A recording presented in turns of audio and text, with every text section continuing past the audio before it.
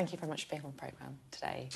So you're here to talk about the war in Gaza and a report today from a UN commission alleging that Israel has committed genocide against Palestinians. What's your reaction to that?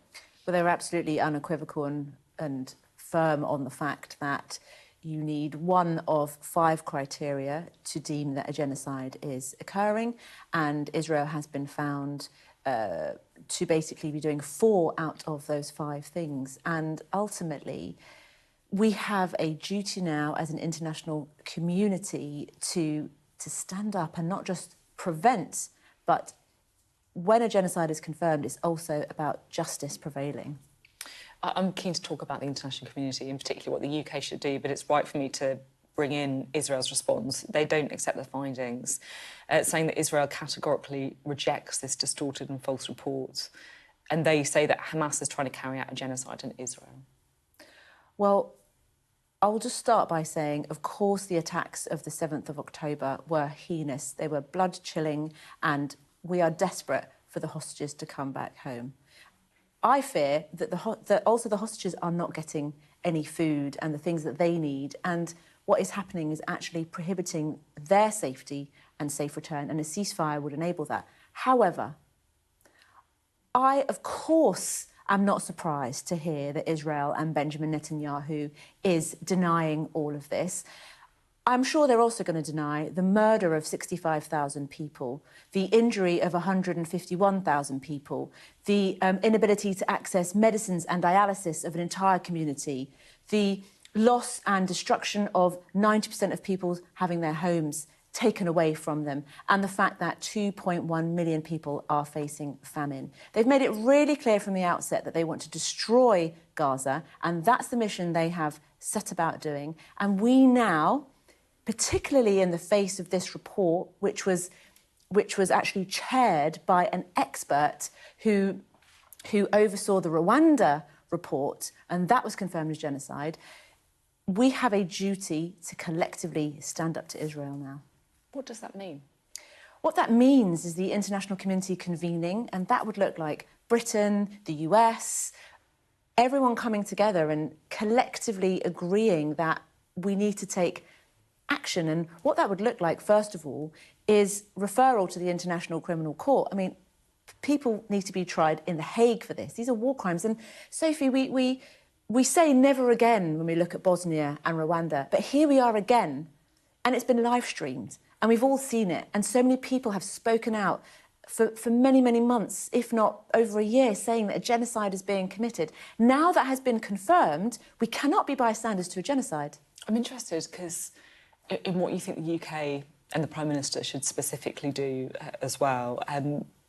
Of course, the President of Israel, Isaac Herzog, was in Downing Street meeting Keir Starmer just last week. I mean, should that meeting have happened?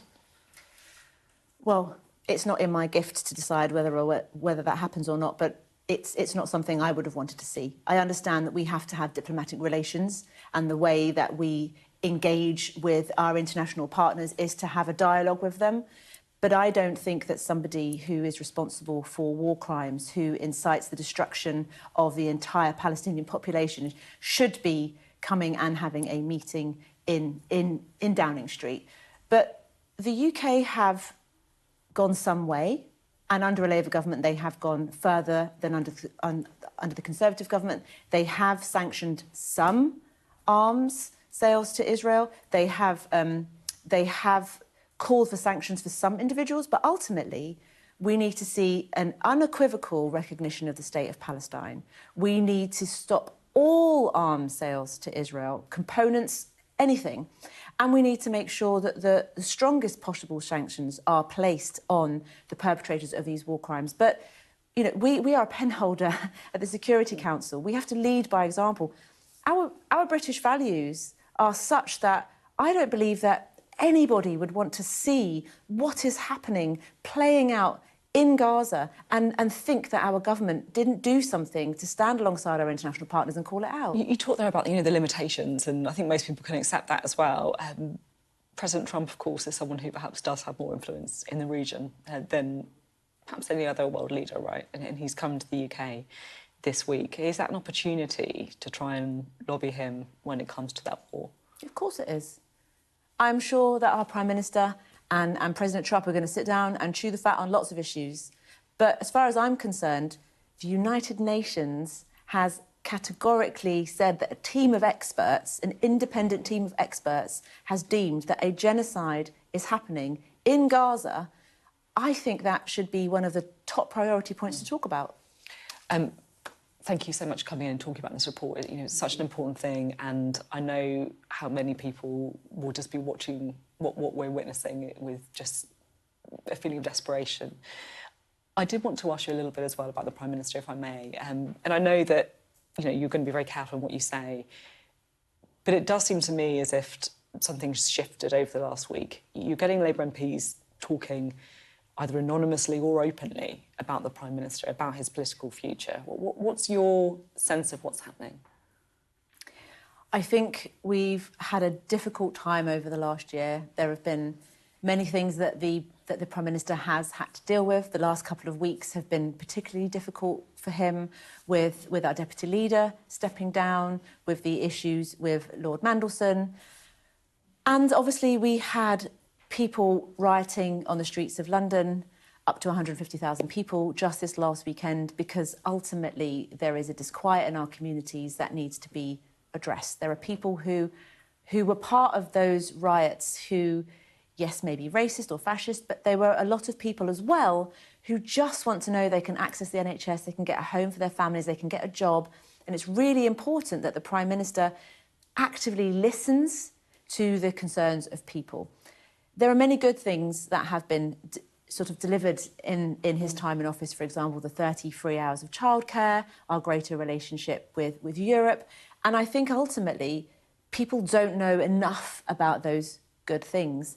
So it's been a tough time. I think we have a deputy leadership race coming up, which will be interesting. I think it's important that we have someone who can be campaigning and actively reaching out into the communities, because that is a role for a deputy leader. And I think that will support the Prime Minister in engaging with those communities who do feel disaffected. Yeah, it feels like you are, like, you know, understandably being kind of careful in what you say. Do you think part of what is, I guess, stopping a wider organisation is the lack of any obvious successor to Keir Starmer? I really haven't given a successor any thought, because he is the Prime Minister that we have. He is doing all that he can during a very tough time. I think right now he has a visit from President Trump. We have no say, unfortunately, in who the US president is. I wouldn't have chosen him, but he does have to concentrate, because of our security and our economy, on building his relationship, you know, with the president. I think, look, we're going to have a tough set of elections in May. Mm-hmm. We're not doing well in the polls. It's not polling that I think makes the Prime Minister or Downing Street very comfortable. But we know that the only poll that matters is on the day. Mm-hmm. And I think we do face a threat from Reform. We also face a threat from the Greens and from the Liberal Democrats, partly because of our stance on things like Gaza and the chaos that surrounded the welfare reform bill. And I think that in May and other elections along the way and up until the next general election, I think the Prime Minister will have to address where we may lose seats, where we've lost seats already, and look at how to remedy that. OK, thank you very much indeed.